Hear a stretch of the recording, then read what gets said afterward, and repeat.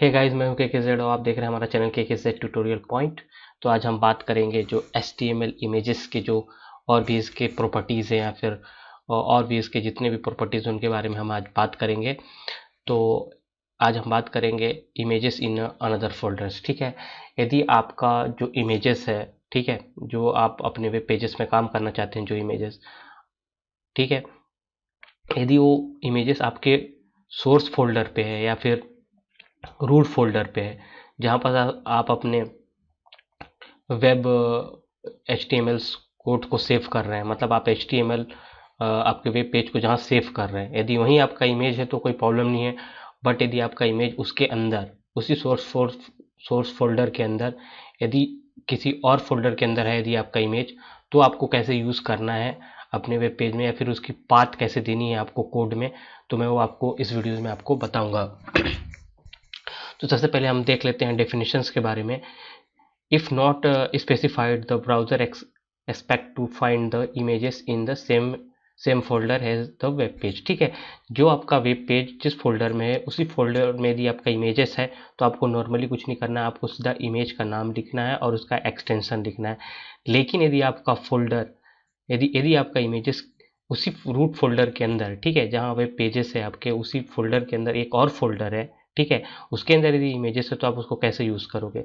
Second point की यदि हम बात कर लें, it is common to the store images in a sub folder. वही चीज़ मैं बोल रहा हूँ, यदि आपके सोर्स फोल्डर के अंदर यदि एक और फोल्डर है और उसके अंदर वो इमेजेस है तो आप उसको कैसे यूज़ करोगे। ठीक है, तो you must then include the folder name in the SRC attributes. SRC attributes क्या है मैंने आपको बता दिया है। ठीक है, तो मैं आपको एक बार थोड़ा सा एक्सप्लेन कर देता हूँ कि मैं क्या बोलना चाह रहा हूँ। तो आप यहाँ पर देख सकते हैं मेरा HTML वाला फोल्डर है, इसी के अंदर मैंने पूरी की पूरी जितनी भी मेरी वेब पेजेस है मैंने यहाँ पर सेव करके रखी हैं और दो इमेजेस का यूज़ किया है मैंने, इमेज 1 इमेज 2, वो इसी फोल्डर के अंदर है। ठीक है, यहाँ पर आपके यहाँ से आपके वेब पेज हो गए और ये वाली आपके दो इमेजेस हो गए। तो इसमें डायरेक्ट इमेज का नाम दिया है मैंने और उसका एक्सटेंशन दिया है जो भी है, PNG है या फिर JPG है या फिर जिप फाइल है। ठीक है, लेकिन मैं अभी जो कोड करने वाला हूँ मेरा इस फोल्डर रॉकी नाम का फोल्डर है, उसके अंदर मेरा इमेजेस है। ठीक है, तो मैं इस इमेजेस को कैसे एक्सेस करूँगा उसके बारे में आज हम देखते हैं। ठीक है, तो चलते हैं हम अपने कोड पे। ठीक, तो मैं टाइप करता हूँ HTML, आपको पता है रूट एलिमेंट है आपका ये। ठीक है, ये कॉमन चीज़ें हैं, मैं इसके बारे में ज़्यादा नहीं बताना चाहता क्योंकि वो पुराने वीडियोज़ में यदि आप नहीं देखा होगा तो आप देख सकते हैं। ठीक है, बॉडी यहाँ पर मैंने यूज़ कर लिया। ठीक है, फिर मैंने इसे क्लोज भी कर लिया। उसके बाद मैं यहाँ पर टेस्ट कर लेता हूँ, आपका H1 टैग ले लेता हूँ और इसे भी क्लोज कर देता हूँ। ठीक है, यहाँ पर लिख देता हूँ इमेजेस अनदर फोल्डर। ठीक है, अनदर फोल्डर्स। ठीक, उसके बाद मैं क्या करता हूँ, आपका इमेज टैग यूज़ करता हूँ और SRC। ठीक है, SRC यूज़ करने के बाद मैं यहाँ पर दे देता हूँ आपका इमेज का नेम। मैंने क्या रखा था, इमेज का नेम इमेज डॉट, क्योंकि मैं इमेज का नेम दे रहा हूँ तो मैं बता रहा हूँ आगे क्या करना है आपको।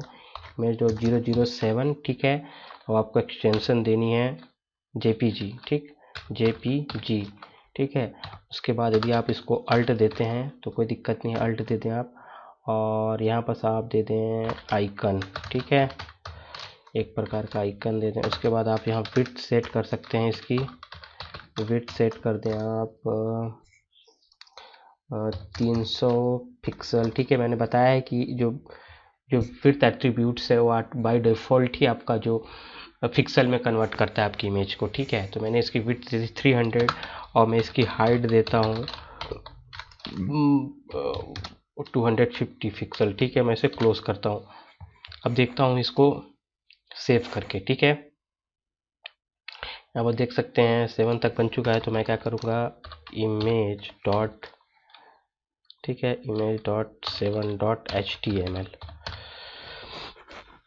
यहाँ पर सेव करके मैं उसे रन कराता हूँ जाके। ठीक है, सेव कर लिया मैंने। उसके बाद मैं जाता हूँ इस फोल्डर पे और मैं इस वाले जो मैंने अभी सेव किया जिस फाइल को, जिस वेब पेज को, उसको मैं रन करा के देखता हूँ कि एक्चुअल में क्या आउटपुट आता है।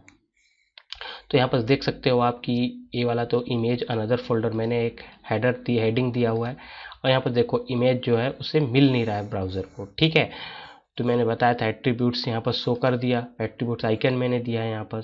ठीक है, आइकन दिया है एट्रीब्यूट, तो इमेज फाइंड नहीं हुआ उसे, तो उसने क्या किया, क्रॉस करके इस आइकन की वैल्यू को शो कर दी। ठीक है, तो हम जान रहे हैं कि रॉकी नाम का फोल्डर है, उसके अंदर हमारा इमेजेस है। ठीक है, तो यहाँ बस देख सकते हो जेपीजी फाइल ली है, तो हम लोग क्या करेंगे, उस फोल्डर का नाम भी हम यहाँ मेंशन करेंगे। यहाँ पर आपको उस फोल्डर का नाम मेंशन करना पड़ेगा। ठीक है, तो मैं क्या करता हूँ, रॉकी, उसके बाद स्लैश कर देता हूँ, मतलब इस फोल्डर के बाद रूट फोल्डर यहाँ से आएगा, फिर रॉकी नाम के फोल्डर के अंदर ही इमेजेस पड़ी हुई है। ठीक है, तो मैं इसको सेव करता हूँ एक बार, और इसको अगेन मैं रिफ्रेश करके देखता हूँ, मैं इसे।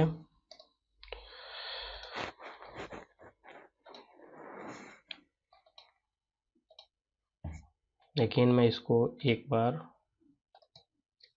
तो अगेन हम फिर से इसे जाके रन करा के देखते हैं फोल्डर को जो हमने सेव किया था।